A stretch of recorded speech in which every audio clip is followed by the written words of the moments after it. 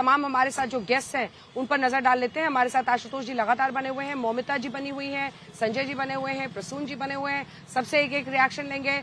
सबका यही, सबकी तरफ से आज यही रहेगा कि अगर आपके बूथ में वोटिंग है तो आप वोट डालने जरूर चाहिए। वोट आपका सबसे बड़ा अधिकार भी है, हक भी है, जिम्मेदारी भी है। आशुतोष जी, लेकिन ये जो अलग अलग जगहों से खबरें आ रही हैं, अगर आपके सामने टेलीविजन स्क्रीन है, आप भी देख रहे होंगे कि भारी तैनाती जो वहां सेंट्रल फोर्सेस की गई है वो सुनिश्चित कर रही है। आज के दिन, वोटिंग के दिन की हिंसा तो छोड़िए, एक दिन पहले से ही कई जगहों से खबर आ जाती थी। ऐसे में ये प्लस पॉइंट दिख रहा है आपको?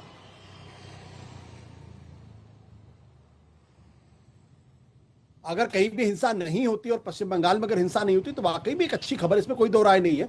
लेकिन देखिए, इस पूरे मसले पे जो सबसे बड़ा सवाल है, जो मैं बार बार उठाने की कोशिश कर रहा हूं, वो ये कि जो 27 लाख लोगों के जो नाम कटे हैं, इसका मतलब ये कि वोटर लिस्ट पूरी तरीके से पूरी नहीं है। उसके बारे में अभी तक इलेक्शन कमीशन ने किसी तरीके की कोई ना कोई सफाई दी है, ना उसमें किसी तरीके की चर्चा की है। जो ट्राइब्यूनल भी बना था उससे सिर्फ 139 लोगों के नाम क्लियर किया। अब आप सोचिए, तो वो तमाम लोग जिनको आज वोटिंग राइट्स, हो सकता है जब ट्राइब्यूनल बैठे और उसके बाद उनको वोटिंग राइट्स मिल जाए तो उनके बारे में क्या फैसला होगा।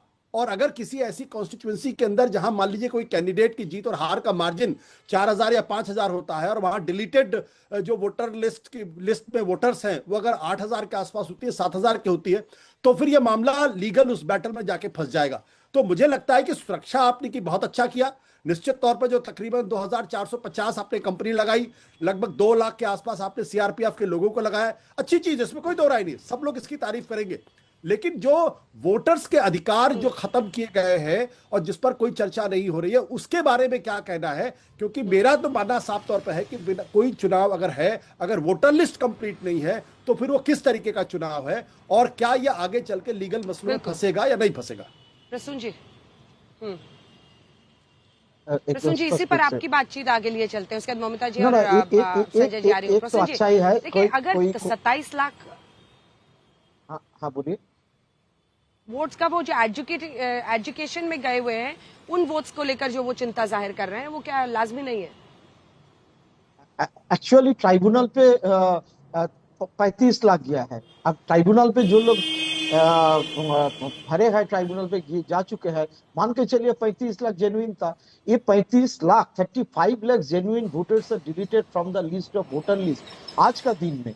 तो एक्चुअली सेंट्रल फोर्स इसके लिए आया था, जो गांव वाले, जो शहर वाले, जो शहर में तो कम है, गांव में ज्यादा है, जो जेन्युइन वोटर है, जो लोग ट्राइब्यूनल में जा चुके हैं, वो वोट नहीं दे पा रहा है। पिछले कई इलेक्शन में, 7 इलेक्शन में वोट डाल चुके हैं, वो लोग सड़क पे उतर सकता था, वो लोग विरोध जता सकता था। लेकिन अभी सेंट्रल फोर्स का इतना ज्यादा तैनात हुआ है, वो लोग सड़क पे नहीं आया। लोग जेन्युइन वोटर है, जिसको नाम क्लियर हुआ है, वो लोग भी जेन्युइन वोटर है 35 लाख। लेकिन क्लियर जिसका नाम हुआ है 6.5 करोड़ लोग, वही वोट डाल रहा है।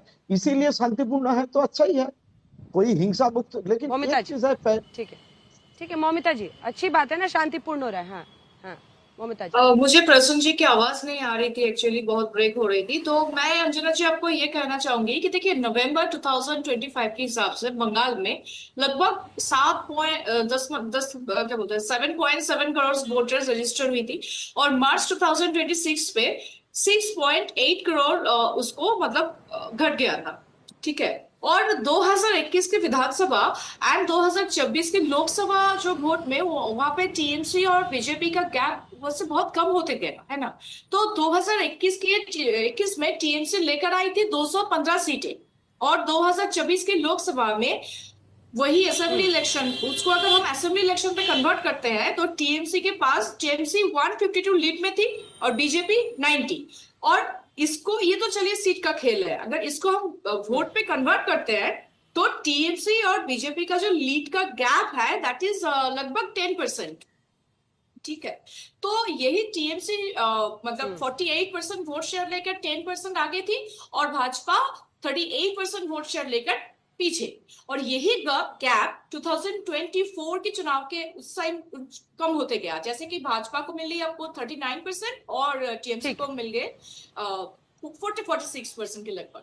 तो मैं आपको और एक आंकड़ा देना चाहूंगी, जैसे कि एक सीट है कि दिनहाटा, उसका अगर आप एग्जांपल ले लीजिए, 2021 में सिर्फ 57 वोट का डिफरेंस था, मतलब 0.02%, लेकिन अब वोटर लिस्ट में 6 to 7% चेंज हो गया।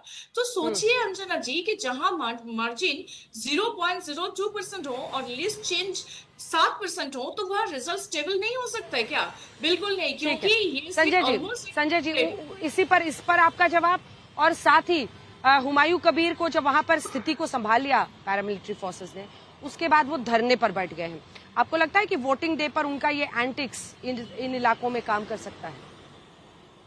देखिए, दिनहाटा वाला मैटर बताइए। अभी जो बैठी है मेरे बहन, छोटे बहन, दिनहाटा में जब बाई इलेक्शन हुआ था ना, वहां पर 1,63,000 वोट से टीएमसी जीते थे। ये भी इनको जानकारी थोड़ा ले लीजिए। और रह गया अब जो 77 जो सीट थी भारतीय जनता पार्टी जीती थी, उसमें 21 लाख आदमी का नाम वहां पर भी डिलीट मतलब काटा गया है। ये भी आपको समझने पड़ेंगे। नंबर 2, आज बोल रहा है हिंदू रो रहे हैं। आज हकीकत हिंदू रो रहे हैं। बंगाल में शुभेंदु अधिकारी को देख के रो रहे हैं। क्यों बोलिए तो भारतीय जनता पार्टी का 2009 में जो कैंडिडेट थे सैयद अली अफजल चांद, जो बर्दवान दुर्गापुर क्षेत्र होते थे, वहां से वो बोल रहे हैं शुभेंदु अधिकारी साहबुद्दीन को घर में 3 कटोरा गाय का गोश्त खाया है। इसको नकली हिंदू मानते हैं यहाँ के बंगाल के हिंदू लोग। वो तो हिंदू है ही नहीं है। इसके ये अगर हिंदुओं का बात बोलेंगे तो इसको कैसे माना जाएंगे? और रह गया हुमायूं कबीर, इतना बड़े मतलब जो नेता है, तो 50 सिक्योरिटी फोर्स का जो बॉडीगार्ड लेके वो मैदान में आए ना, 90 सेकंड हम लोग के साथ मुकाबला कर ले।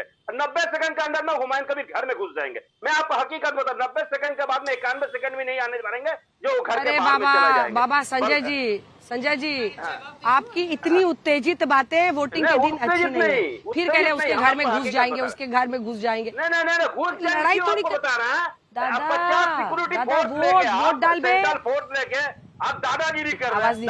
आवाज नीची कर दीजिए। अंजना जी जवाब दे दूं? ठीक है, आप ये कह सकते हैं, ये आपका आरोप होता है कि भाई सेंट्रल फोर्सेस के साथ दादागिरी हो रही है, क्या हो रहा है नहीं हो रहा है, बट आप कोई किसी के घर में घुस जाएगा, हम उस आदमी को देख लेगा, ऐसे नहीं होता है। वोट डालिए, वोट से जिताइए, वोट से ही हराइए, यही है आज का दिन।